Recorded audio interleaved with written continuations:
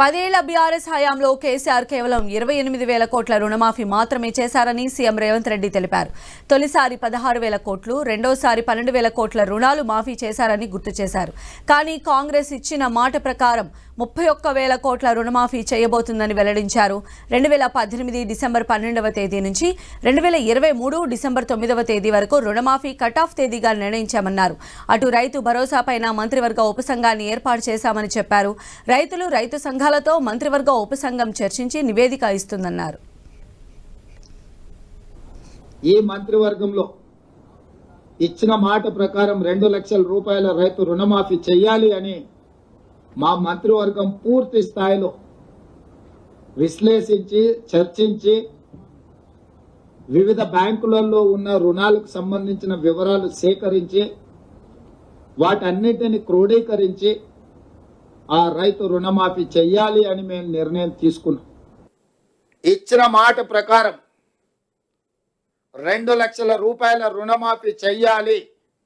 Cut off date 12/12/2018 నుంచి 9/12/2023 మధ్యకాలంలో రైతులు తీసుకున్న రుణాలను 2 లక్షల రూపాయల వరకు మాఫీ చేయాలని మా మంత్రివర్గంలో మేము నిర్ణయం తీసుకున్నాము. ఈ రుణాలు మాఫీ చేయడానికి దాదాపుగా 31,000 కోట్ల రూపాయలు అవసరం అవుతున్నది. గత ప్రభుత్వం రుణమాఫీ 1,00,000 రూపాయలు చేస్తామని, 4 విడతలని, వడ్డీలు చెల్లిస్తామని రకరకాల ప్రకటనలు చేసి వాయిదాల మీద వాయిదాలు వేసుకుంటూ రైతులను, వ్యవసాయాన్ని సంక్షోభం వైపు నెట్టేసి రైతుల ఆత్మహత్యలకు కారణమైంది.